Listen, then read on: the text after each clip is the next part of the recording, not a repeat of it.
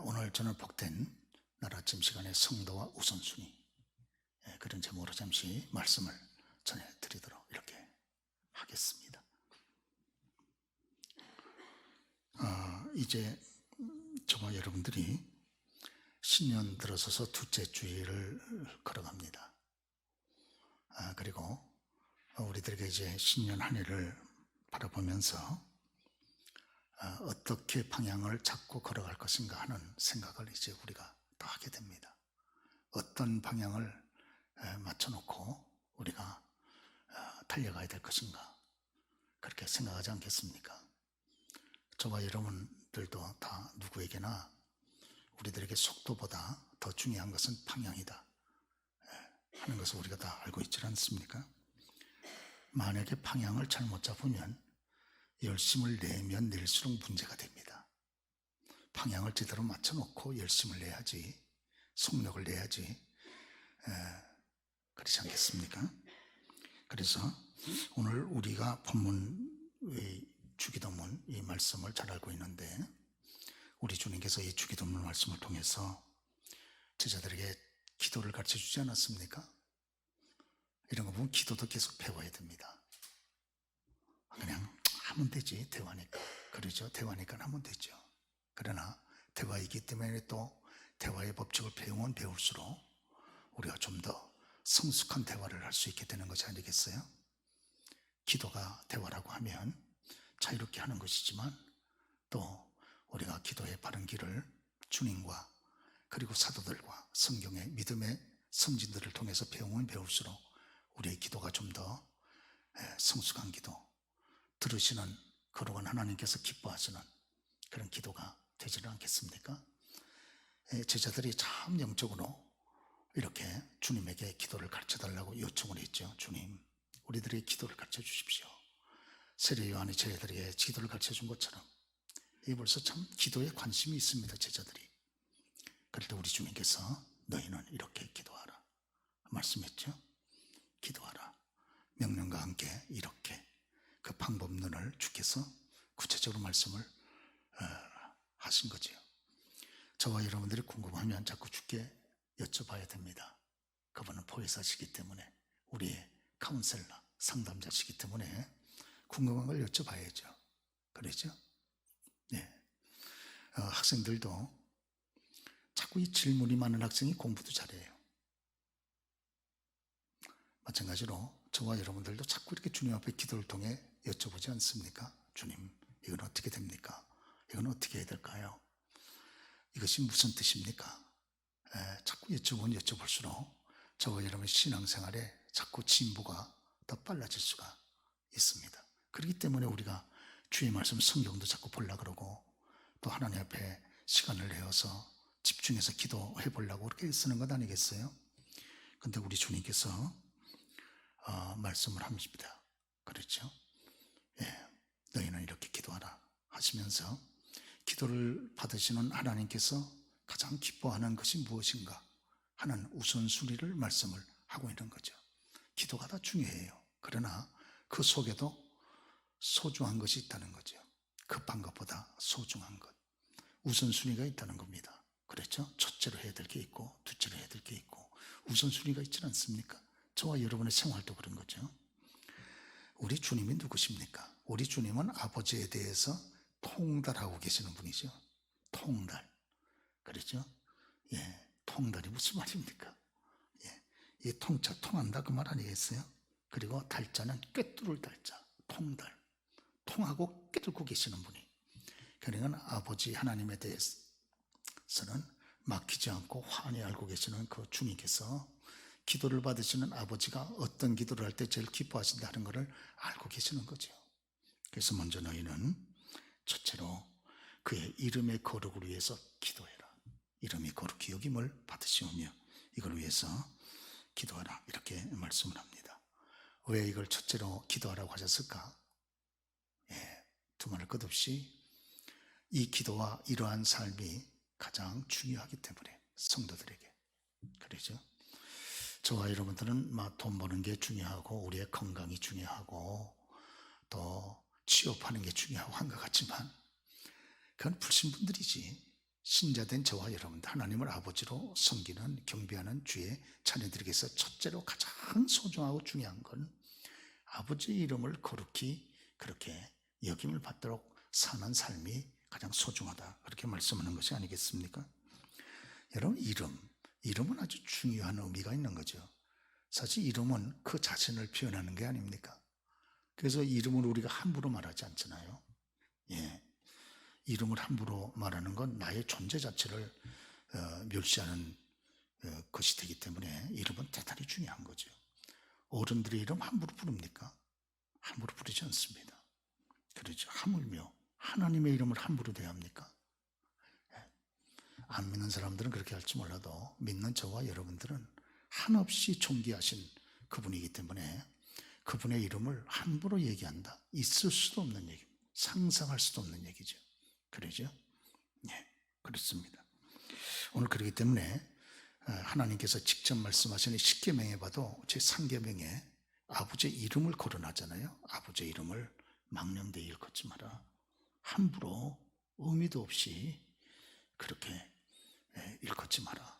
주님께서 이렇게 말씀하지 않습니까? 그렇죠. 하물며 내가 내 아버지의 이름, 육신의 아버지의 이름도 함부로 거론하지 않는데 하나님 아버지의 이름을 함부로 거론해가지고 헛맹세를 하고 이런 그 이름을 함부로 얘기를 해서 멸시하겠습니까? 예, 아버지를 경외하는 사람으로서는 상상도 못하는 일이 되는 거죠. 특별히 우리 아버지가 어떤 분이십니까? 우리 아버지는 거룩하신 아버지시죠. 거룩하신 아버지. 거룩의 반대말이 무엇입니까? 속되다는 말이죠. 그러나 거룩의 반대말은 또 달리 말하면 죄라는 말이죠. 그렇기 때문에 아버지의 이름이 거룩히 여김을 받기를 원하는 분들은 죄와 싸워야 되는 거죠. 죄가 무엇입니까? 육신의 소욕 아닙니까? 말씀에 불순종하려고 하는 육신의 소욕, 그와 자기하고 싸우는 거죠. 그렇죠? 이 죄가 오죽이나 우리 하나님 싫으셨으면 자기 신님의 외아들을 죽이시면서까지 죄 문제를 해결하려고 하셨겠어요? 그렇죠. 그래서 성경에도 보면 너희가 피 흘리기까지 죄와 싸우라, 그렇게 말씀하잖아요. 그렇죠. 예, 하나님께서 하나님의 말씀에 비추어 볼 때 이것이 합당하지 않으면 내 육체가 아무리 소원해도 나 자신과 싸우는 거죠. 막 싸웁니다. 누구하고 싸우는데 우리의 싸움은 사람하고 싸우는 게 아니고 나 자신과 더불어 먼저 싸우고 두 번째 마귀하고 싸우는 거 아니겠습니까? 사람하고 자꾸 싸우는 거는 합당하지 않습니다. 그러죠? 예, 나 자신하고 싸워야죠. 나 자신하고 싸우고 또 저와 여러분들을 대적하는 마귀하고 자꾸 우리가 싸우는 거 아니겠습니까? 뿐만 아니라 이 거룩이란 말은 아시는 대로 구별됐다, 구별시킨다, 그런 말이죠. 그래서 하나님의 이름이 뭡니까? 하나님의 이름은 구별된 가장 소중한 이름이다 하는 거죠. 세상에 하나님의 이름만큼 소중한 이름이 어디 있습니까? 그러니까 그 이름을 아주 소중하게 구별해야 되는 거죠. 아주 소중하게 구별해야 되는 거 아니겠어요? 아시는 대로 유대인들은 여호와라는 그 이름이 너무 소중하기 때문에, 왜? 하나님 자신님께서 직접 자신의 이름을 표현해 준 이름이 여호와 아니겠어요? 야훼, 여호와. 그렇기 때문에 유대인들은 이 죄악된 입술로 그 거룩한 하나님의 이름을 부를 수 없다는 거예요. 그래서 유대인들은 그 입으로 여호와라는 말을 안 씁니다. 그렇죠? 예. 그래서 우리 성경에는 여호와라는 이름을 안 쓰고 대신 다른 말로 바꿔서 쓰지 않습니까? 주라는 말로 이렇게 바꾸어서 쓰고 있는데 우리가 정말 하나님의 이름을 부를 때 극히 조심하는 거죠. 극히. 그러죠? 예. 그래서 유대인들은 심지어 여호와라는 이름이 너무 소중하기 때문에 그 이름을 쓰지 않아가지고 그 이름 자체를 여러분 잃어버렸다고 하는 그런 표현까지 있지 않습니까? 우리가 성지순례 가면 그 사회사본을 발견한 곳에 가서 그 사회사본을 보게 되면 참 여러분 이 여호와라는 이름, 이 여호와라는 이름이 너무 소중하기 때문에 그 이름을 쓸 때 정말 이런 목욕 제기하고 그 이름 한자를 쓰는 거 아니겠어요? 그러죠. 네. 그래서 그 주의 이름을 정말 거룩히 여기는, 정말 구별되게 소중히 여기는 하나님의 사람들, 이런 하나님의 사람들은 저와 여러분들이 정말 주님을 우리가 구별되게 소중히 여기면서 살아갈 때 그것이 이 기도에 합당한 의미를 가지고 살아가는 삶인 줄로 그렇게 믿습니다. 그렇기 때문에 저와 여러분들은 신자로서 이 땅에 살아갈 때 어떻게 하든지 하나님 앞에 욕을 돌리지 않기 위해서 얼마나 묻어내를 씁니까? 참 묻어내를 씁니다. 정말 그러죠. 이번에도 지금 전국이 다 바이러스로 꽉 차 있으니까 여러분, 저와 여러분들이 감염 안 될 수가 없어요. 그러죠. 양성 판정 받았다고 해서 하나 이상하지 않습니다. 모든 데가 다 바이러스가 꽉 차 있는데 그저 나한테 잠깐 들어온 것 뿐이에요. 또 여러분, 이 바이러스가 들어왔다 그래서 우리 점막에 잠깐 붙어 있다 그래가지고 그것이 건강한 사람들이 점막을 뚫고 혈액 속에 들어가가지고 중병을 일으키겠습니까? 아니, 그렇지 않습니다. 누구나 다 양성 판정 다 받을 수 있습니다. 그러나 그게 중병으로 연결되는 것도 아니고 그것 때문에 죽는 것도 아닙니다. 너무 과도하게 전염되기 때문에 좀 우리가 염려스러워서 조심하는 것뿐이지, 너무 과도하게 부산 떠는 것은 이건 믿는 자로서도 여러분 좋은 자세는 아니라고 생각이 돼요. 우리 조심하는 건 대단히 중요하나 너무 과도하게 반응을 하지 말자, 그 말이죠. 누구나 다 여러분 이게 지금 다 양성 반응 다 걸 수 있지 않습니까? 저도 저희 교회 역사상 집회를 열어놓고 이렇게 첫날 집회를 하고 중단된 일은 이번이 처음입니다. 외부에서 우리 외부 교우가 잠깐 두 분이 들어오셔가지고 그분들도 알았겠어요? 장례식장에서 여러분 옮은 것을 어떻게 하겠어요? 그래가지고 들어오셔가지고 또 전교우들이 다 혹시라도 교회에 누가 될까봐 본인의 물론 건강이 일단 염려가 되고 그것만이겠어요?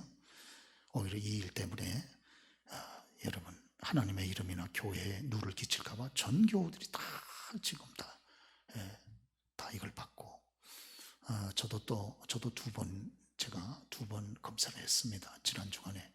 그래서 또 하나님의 은혜 가운데 음성으로 제가 판정이 돼서 참 하나님의 은혜다. 저도 여러분 들어오면 들어오는 거지 제가 무슨 여러분 코로나에 출입금지하고 여기다 붙여놓는 것도 아니고 그렇죠. 제가 어제 우리 장 목사님 보고 혹시 어제 아침에 제가 검사를 받으면서 나도 양성 반응 나올 수 있다. 처음에는 음성 반응 나왔지만 양성 반응 얼마든지 나올 수 있는 것이니까 양성 반응 나오면 목사님이 바로 준비하고 오늘 예배를 전체 인도하라고 제가 부탁까지 다 했습니다만은 은혜 가운데 그래도 음성 반응이 잘 나와서 그래서 이렇게 오늘 예배를 인도하게 됩니다. 세계에서 가장 빠른 여성이라고 평가받는 사람이 그리피스 조이너스라고 하는 그리피스 조이너스.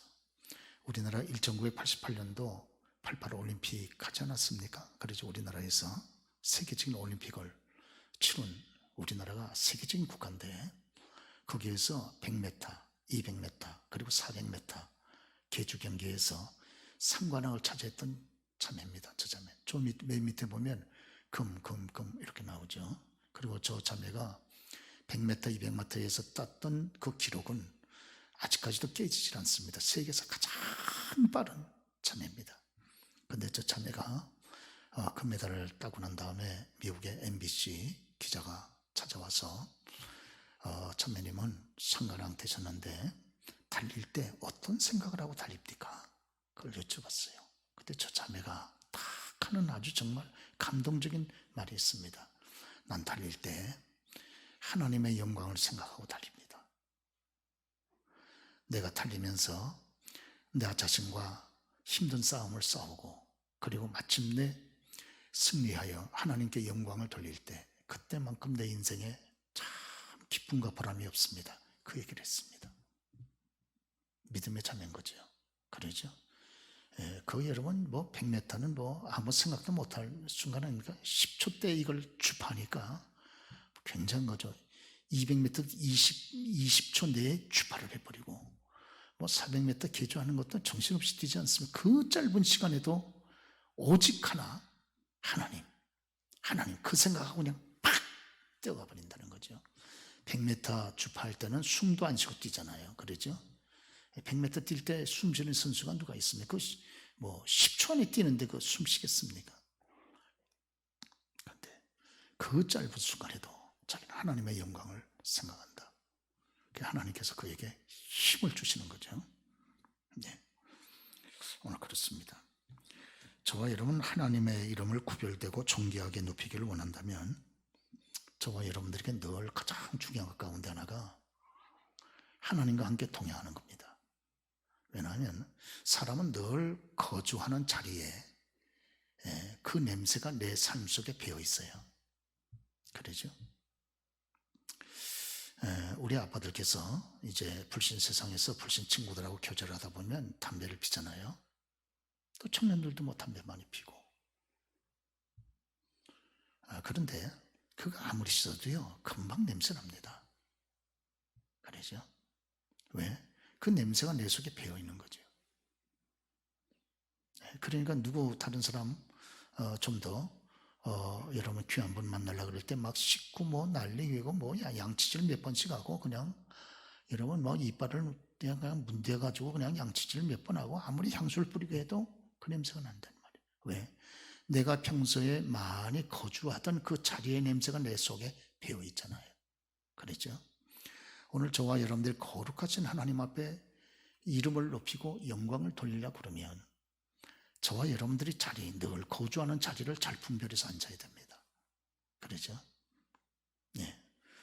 그래서 오늘 에녹은 3년에 동안 하나님과 동행하는 자리에 있었다 그러잖아요. 그러니까 하나님을 아는 냄새가 그의 삶 속에서 풍겨나는 거예요. 네. 저와 여러분들이 어느 밖에 나가서 생활할 때 여러분 저는 뭐 권사입니다. 저는 장로입니다. 저는 뭐 안수집사입니다. 그거 소개하고 뭐 명함 꺼내가지고 여러분 줘서 여러분들 크리스찬인 거 아시나요? 아니에요.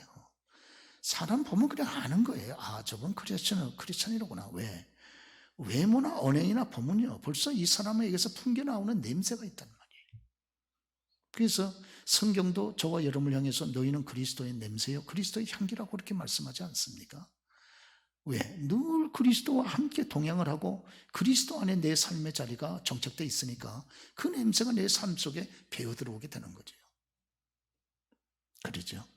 하나님의 이름을 거룩히 여김을 여러분 그렇게 영광을 돌리기를 소원하는 사람이라면 저와 여러분 반드시 하나님과 동행하고 그 속에 우리의 인생의 자리를 정착시켜서 살아가야 됩니다. 그렇죠? 사람들이 죄를 짓지 말아야지. 그리고 무죄를 써요. 신자들이 뭐 너무 귀한 거죠.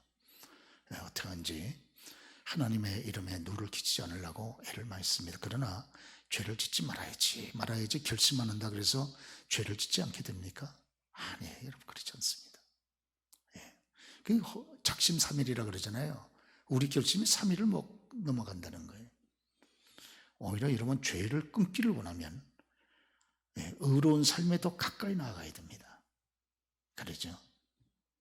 그래서 저와 여러분들이 여러분 잠시라도 집중해서 어떤 기도 시간을 만들려고 애를 쓰고 적은 부분이라도 성경을 읽으려고 애를 쓰고 적은 부분이라도 내가 만나는 사람 그 누군가에게 단 한 번이라도 예수에 대한 얘기를 하고 자꾸 하나님 기뻐하는 의로운 삶 속에 의로운 삶에 가까이 나아가면 나아갈수록 죄된 생활에서 멀어지게 되는 거 아니겠어요? 그러죠?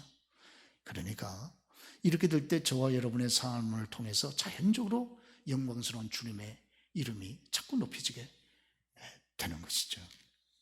믿기를 축원합니다. 그러죠?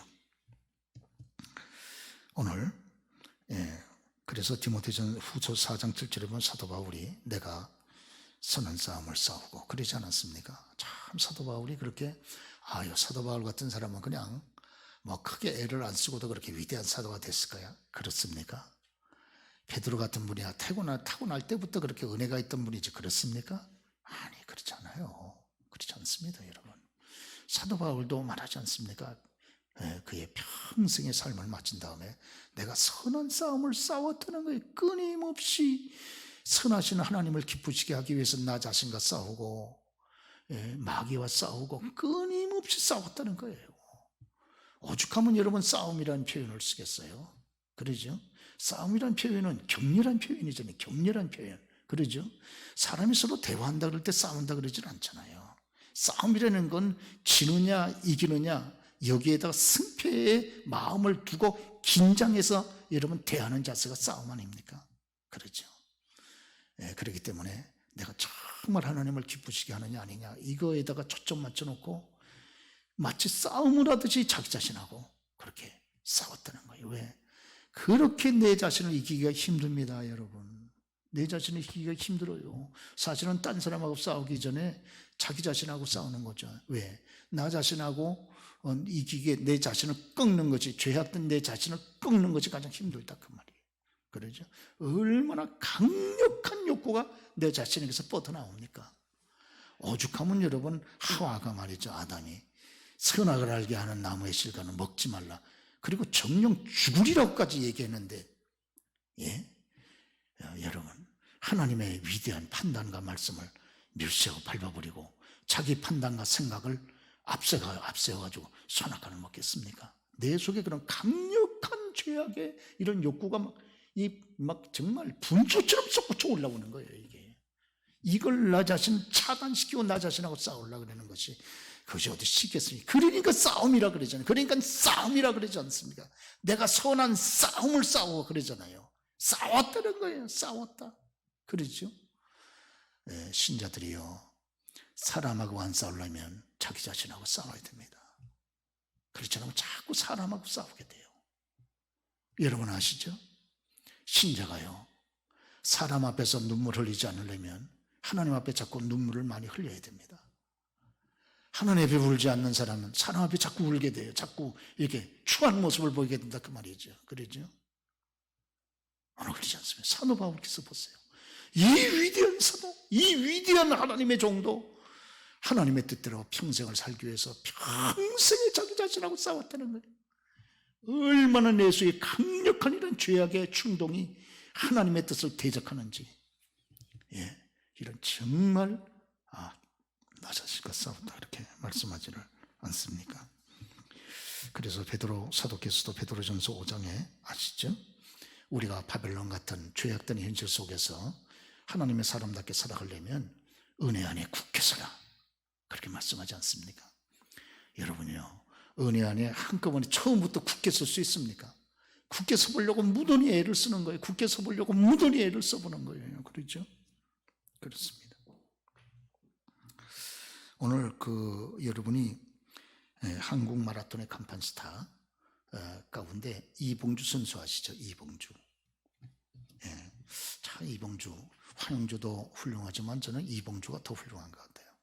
이봉주 선수가 41살에 은퇴했잖아요. 그런데 41살 은퇴할 때까지 41번 마라톤을 42.195km 여러분 아시잖아요. 그걸 완주했습니다. 그러면서도 올림픽에서 금메달을 따지 못해가지고 평생 2등으로 남았던 그런 사람인데 참 저분이 그런 얘기를 합니다. 자기가 42.195 정말 이 인간의 죽음의 극한 위치에 다루는 그 장거리를 뛰어갈 때 너무나도 고독하고 너무나도 외롭고 너무나도 힘들고 그 거리를 달려간다는 거예요. 그런데 그때 마지막 완주하려고 그러면 그 결승점만 바라보고 달려가면 안 된다는 거예요. 내가 이걸 완주해야지. 완주가 목표가 되면 안 된다는 거예요. 물론 완주하는 것이 목표가 돼야지. 그러나 그것만이 목표가 되면 안 된다는 거예요. 그럼 어떻게 해야 이 올림픽을 당신처럼 41번 완주할 수 있느냐? 완주하려면 달리는 그 과정 자체를 즐거워해야 된다는 겁니다. 그렇죠? 달리는 그 과정 자체를. 내가 저거 완주하는 것만이 목표가 되면 중간에 쓰러져 버리고 포기한다는 거예요. 왜? 너무 힘드니까, 너무 고통스러우니까, 너무 외로우니까 달려가는 그 과정 속에. 그러죠? 그러나 그 달려가는 한 걸음 한 걸음 그 42km를 그 과정 자체가 힘들지만 힘든 것 자체를 즐겨가면서 계속 걸어갈 때, 달려갈 때 이거를 완주할 수 있다는 거예요. 비록 1등은 못하더라도. 여러분, 성도의 신앙생활이 우리가 성경 보면 마라톤에 비유하잖아요. 그러죠? 우리 마라톤에 비유하거든요. 긴 여정이거든요. 예, 그렇죠? 그런데 저와 여러분들의 성도의 삶이 십자가 아닙니까? 이걸요, 승리하려면 저와 여러분이 성도의 삶의 전 과정을요, 천국 들어가는 것만이 목표가 아니고, 천국 들어가는 것만이 목표가 아니고, 이 땅에서 우리가 십자가를 지고 살아가는 한 가정 한 가정 자체가 우리에게 즐거움이 되고 행복이 되어야 됩니다. 그 예수 믿는 것이 십자가 자체가 우리들에게 행복이 되어야 돼요. 십자가 자체를 우리가 즐기면서 걸어갈 때 마지막에 우리가 인생의 신앙이라고 하는 마라톤에서 끝까지 승리할 수 있다 하는 것을 오늘 제가 참 이봉주 선수의 글을 읽으면서 참 교훈을 받습니다. 야, 그렇구나. 이봉주 선수가 자기의 마라톤 인생을 마친 다음에 자기가 마라톤 하면서 그 느낀 바가 얼마나 많겠어요. 그러죠? 그래서 그 이봉주 선수가 자기의 자서전을 쓰고 봉다리의 사일 그 우스운 얘기죠. 봉다리라고. 좀 생긴 것도 좀 꺼벙하게 생겼잖아요. 이봉주 선수. 그러죠? 이봉주 선수 한번 사진 좀 다시 한번 비춰보세요. 벌써 좀 꺼벙하게 생기지 않았습니까? 그러죠? 그래도요, 자, 41번을 완주할 때 자기가 봉다리라는 거예요. 자기 봉다리. 그러면서 4.1이라고 하는 자서전을 썼습니다. 아주 감동적이고, 제가 제 서재에 가장 옆에 두고 우리가 예수 믿는 것도 마라톤과 같이 하는 생각이 늘 있기 때문에 옆에 두고 시간 날 때마다 자책을 꺼내서 읽습니다. 교회 여러분, 오늘 저와 여러분들이 이 땅 위에서 계속해서 살아갈 때 우리가 하나님의 영광을 목표하고 하나님의 이 영광스러운 거룩을 목표하고 저와 여러분 계속해서 여러분 처음 믿을 때보다도 계속해서 성장하고 성화하면서 믿음으로 그렇게 성장해 나아가는, 성화해 나아가는 저와 여러분이 될 때 우리 하나님이 기뻐하실 줄로 그렇게 믿습니다. 어린아이가 처음 태어날 때 태어나고선 그 모습 그대로 있다 그러면 얼마나 이거는 비극이겠습니까? 비극이 아니고 아주 참담한 거죠. 그러죠?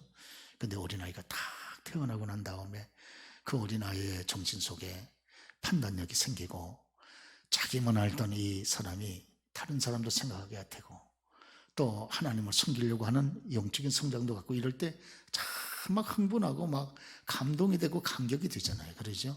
예, 그렇습니다. 아이들이 참 판단력이 자꾸 건전한 판단력이 생기고 그리고 다른 사람도 생각할 줄 아는 폭넓은 마음이 생기고 그리고 하나님을 경외할 수 있는 그런 신앙의 성장도 있다 그러면 참 얼마나 기쁘겠습니까? 그러죠? 마찬가지로요. 저와 여러분들이 영적으로 계속해서 성장하고 성화되어 나가고 자라날 때 우리 아버지 하나님이 얼마나 기뻐하시겠습니까? 할렐루야. 그러시죠? 그런데 맨날 여러분 우리가 성장하지 못하고 있다 그러면 하나님이 얼마나 마음이 안타까우시겠어요. 그래서 베드로후서 1장 4절에 사도 베드로께서 말씀하지 않습니까? 그 사도 베드로 사도가 글을 쓸 때 베드로전서나 베드로후서를 쓸 때 그 상황이 예수 믿는 사람에게 얼마나 어렵습니까? 그러죠? 그때 막 로마의 그 네로 황제 여러분 아시죠? 네로고 고양이같이 생긴 그 못된 놈이 미쳐가지고 사탄의 도구가 돼가지고 예수 믿는 사람들을 전부 때려잡아서 그래서 죽이려고 하는 그런 핍박의 대환란이 있었던 때가 이 네로 황제 시대고 그때가 베드로 사도와 바울 사도가 여러분 살겠던 그 시대가 아닙니까? 시대가 그만큼 어두우니까 하나님이 그렇게 위대한 사도를 보낸 거죠. 그러죠? 사실 우리 한국도 영적으로 보면 너무 한국이 어둡기 때문에 하나님이 주의 정도를 한국 땅에 많이 세워놨는지도 몰라요. 그러죠? 그래서 여러분들이 오늘 이렇게 예배를 참석하고 또 여러분들 통해서 이 사회가 점점 밝아지는 게 아닙니까? 왜? 여러분들이 빛이니까. 그러죠? 그런데 이 베드로 사도가 오늘 그렇게 환난과 고난 받을 때 성도들에게 여러분 요청하는 게 있지 않습니까? 여러분들은 이와 같은 때일수록 신앙적으로 움츠러들지 말고 오히려 신앙적으로 더 그리스도를 표대로 삼아서 영적으로 성장하십시오.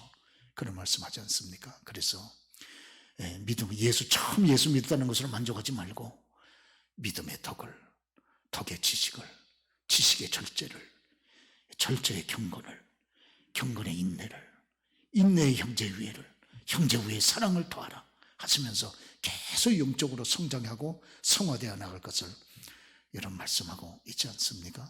여러분 이와 같은 어두운 시대에 여러분 신앙을 정말 하나님을 믿고 섬기는 저와 여러분들이 계속해서 영적으로 여러분 성장해가고 성화되어 나아갈 때 하나님이 정말 그렇게 여김을 받고 영광을 받게 되는 줄로 그렇게 믿습니다. 그러면서 우리가 예수를 또 이렇게 우리의 삶 속에 증거해 나가게 되는 것이 아니겠어요? 그렇습니다. 결론적으로 한 말씀만 좀 드리고 마치도록 하겠습니다. 대부도에서 포도원을 경영하는 어느 농부가 참 재미있는 글을 하나 쓰셨어요. 인생의 태풍에도 쓰러지지 않는 나무, 그런 글을 하나 썼는데 제가 아주 정말 재미있게 읽었습니다. 아주 짧은 얘기인데, 자기 밭에 겉보기에는 아주 튼튼한 나무 하나가 있었다는 거예요. 그런데 그 나무는 바람만 불면 흔들흔들 거리는 그런 약한 나무였다는 거예요. 그런데 이 나무가 생각하기를 내가 자꾸 바람만 세게 불어도 흔들흔들 거리니까 다른 나무가 나를 무시하겠지. 그래서 염려가 돼가지고 자기 자신을 과시하기 위해서 새로운 가지를 자꾸 이렇게 뻗어냈다는 겁니다. 그런데 어느 날 진짜 태풍을 만났다는 거예요. 태풍을 만나고 나니까 이 가지가 뿌리째 후떡 뽑아져가지고 거반 뽑아져가지고 옆에 있는 나무한테 훅 쓰러졌습니다. 옆에 만약에 든든한 나무가 없었더라면 완전히 뿌리째 뽑혀가지고 죽는 거죠. 그래도 옆에 좋은 나무를 곁에 만나가지고 흔들흔들거리고 쓰러지긴 했는데 완전히 뽑히지가 않고 다시 살아나고 세워졌다는 거예요. 태풍이 지나간 다음에 그 쓰러졌던 나무가 옆에 있는 나무한테 물어봤다는 겁니다. 여보게, 자네는 나보다도 나무 규모도 적은데 내가 자네보다도 이 멋있는 가지도 많이 있고 또 나무도 큰데 어떻게 자네는 쓰러지지 않고 이 강한 태풍에 나만 쓰러져가지고 이 망신을 당하는가? 그럴 때 옆에 있는 나무가 그런 얘기를 했다는 겁니다. 여보게, 그건 간단한 거야.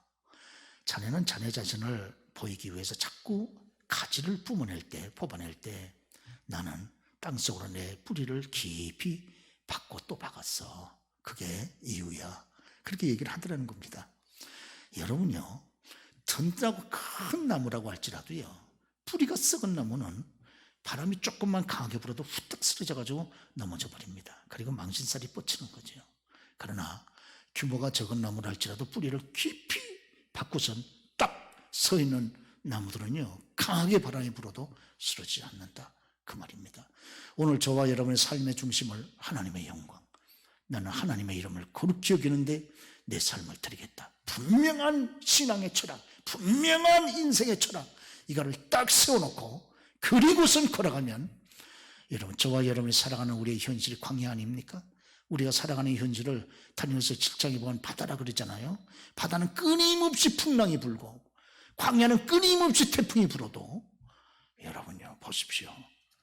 뿌리가 깊이 박힌 나무는 이런 거친 태풍 앞에 여러분 고생을 해도 광야의 이 조각목처럼 그 배임을 박아가지고 성물로 쓰임받는 그런 귀한 일도 있잖아요. 그래서 여러분 아시죠? 광야교회 성물로 다 쓰임받았던 그 원나무가 무슨 나무입니까? 그 광야에 널브러져 있는 조각목이잖아요. 조각목이 광야에 널브러져 있어도요, 그거 다 잘라다 썼거든요. 왜? 광야에서 살아남으려고 그러니까 뿌리를 깊이 내려가지고 그 거센 바람을 맞아가면서 살아남았거든요. 그 살아남은 그 나무를 하나님이 베어다가 껍데기를 벗겨가지고 수치를 맞춰가지고 연한 조각이 해가지고 맞춰가지고 성물로 쓰거나 성물을 담는 기구로 쓰는 것이 아닙니까? 그러죠? 교회 여러분, 지금요, 불신앙의 태풍이 강력하게 불고요, 이제 코로나 이 변이가 계속해서 더 강력한 태풍처럼 저와 여러분에게 불어닥칠 텐데 우리 중심 속에 하나님의 영광, 누가 뭐라 그래도 나는 저와 여러분을 통해서 하나님의 이름을 나는 높이고 거룩하게 하겠다는 분명한 신앙의 철학, 분명한 인생의 철학, 딱 부러지는 이 중심의 뿌리를 가지고 저와 여러분들 견뎌낼 때 어떠한 그런 바람과 이런 어려움이 있어도 우리가 버텨내고 살아남고 그리고 하나님께 영광을 돌리고 주의 살아계심을 증거하는 종들로 승리할 줄로 믿습니다. 그래서 우리가 여러분 승리하고 또 승리하고 하나님의 살아계심을 증거하는 저와 여러분 다 되시기를 주의 이름으로 축원합니다.